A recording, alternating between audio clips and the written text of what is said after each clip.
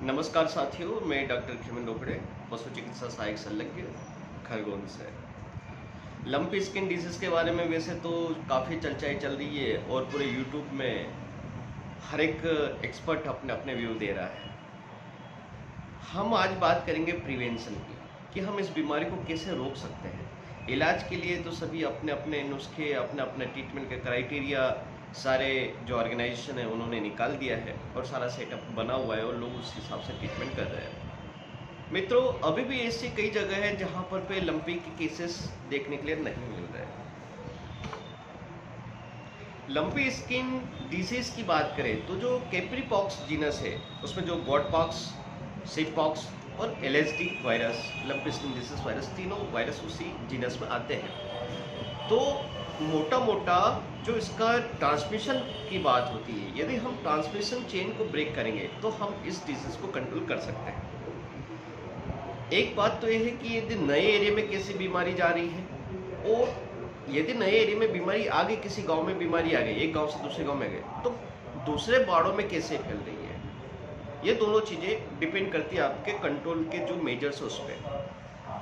पहली बात, यदि हम ट्रांसमिशन की बात करें तो जो एक रिसर्च या बहुत सारी स्टडी या ऐसा माना जा रहा है कि ये जो वेक्टर अर्थोपोड जो वेक्टर होते हैं, जिसमें आपके मॉस्किटो, जिसमें एडिस नेटिनस और क्यूलेक्स मेरिफेंसिस, मतलब ये डिपेंड करता है अपने अपने क्षेत्र के हिसाब से डिपेंड करता है। कुछ बाइटिंग फ्लाई है जैसे स्टोमॉक्सिस है या बायोमिया है, और कुछ टीक्स है ना, जैसे रिपिसिपिलस और एम्बाइलोमा, है ना, एम्बाइलोमा हैब्रिनियो। तो ये जो वेक्टर है, इनकी वजह से इस बीमारी का पहला ट्रांसमिशन हमें देखने के लिए मिल रहा है कि वेक्टर बोर्न डिसीज इस तरह से है। दूसरी बात, जो डायरेक्ट कांटेक्ट में यदि एनिमल आ रहे हैं, जैसे कि कम्युनल ग्रेजिंग होती है, एक साथ जो ग्रेजिंग होती है, वहाँ पर भी हमें देखने के लिए मिलता है। बीमारी का प्रवेश कैसे होगा? कोई इन्फेक्टेड एनिमल है, जैसे 28 दिन का इसमें जो इंक्यूबेशन पीरियड है, उस पीरियड में भी एनिमल किसी नए गांव में आ रहा है, तो हमें क्या करना है? यदि इस समय हम नए पशु की खरीदारी कर रहे हैं तो हमें पशु को क्वारंटाइन में रखना है। लगभग कम से कम 28 दिन के लिए हमें पशु को अलग रखना है, क्योंकि 28 दिन में यदि कोई इसमें सिम्टम्स है तो अपने को देखने के लिए मिल जाएगा।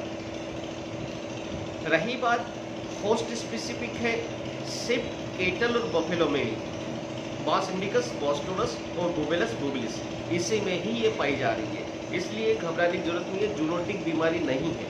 आप ट्रीटमेंट करें, थोड़ा प्राथमिक सावधानी रखें, हाथों में ग्लव्स का इस्तेमाल करें, उचित है, पर्याप्त है। आप और थोड़ा मास्क जो कि अभी रूटीन में है सभी लोगों के लिए, तो वो अच्छी बात है, आपने थोड़ा प्रोटेक्शन लेना चाहिए।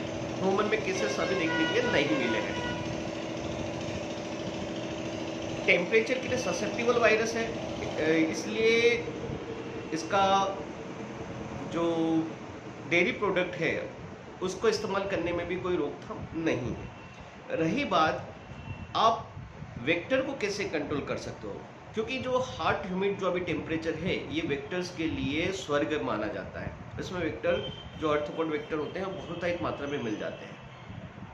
काफ़ी हद तक यदि हम वेक्टर्स, जैसे जो हमारा बाड़ा है, जो हमारा पूरा पशु को रखने की पशुशाला है, वहाँ पे हम क्या कर सकते हैं? जो स्लरी या जो मेन्यूअर या डंग जहाँ पे इकट्ठा हो रहा है, हम उसको निरंतर साफ करते रहें। और जो पानी का रिजर्वायर है, और उसमें सबसे महत्वपूर्ण बात है कि कई बार हम किसी बाड़े में जाते हैं तो हम देखते हैं कि जो यूरिन का एक्यूमुलेशन है, यूरिन वहाँ पे इकट्ठा होते रहता है।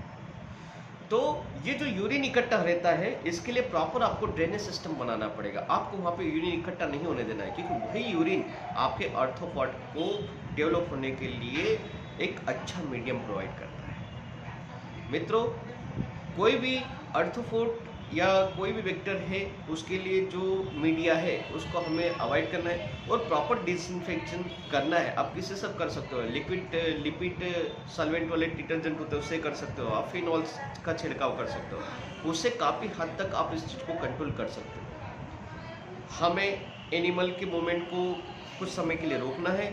यदि हम खरीद के ला भी रहे तो हमें 28 दिन तक उसको एक क्वारंटाइन पीरियड में रखना है। एक एनिमल से दूसरे एनिमल में ना फैले, इसलिए हम उसको सेपरेट रखें। और अभी जो इकट्ठा हम ग्रेजिंग करने के लिए भेज रहे हैं पशु को, उस चीज़ को अवॉइड करें।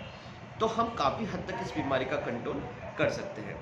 वैक्सीन भी आ चुका है, हो सकता है कि मिल जाए, और जो होमोलोगस वैक्सीन है वो बना चुकी है हमारी हिसार की जो संस्था है, वो आईवीआरआई के साथ मिल करके उन्होंने बना दी है, तो हो सकता है वो भी अवेलेबल हो जाए। लेकिन हेटेरोलोगस वैक्सीन हमारे पास मौजूद है, गॉट पॉक्स की और सीपॉक्स की, आप उसका इस्तेमाल भी कर सकते हो।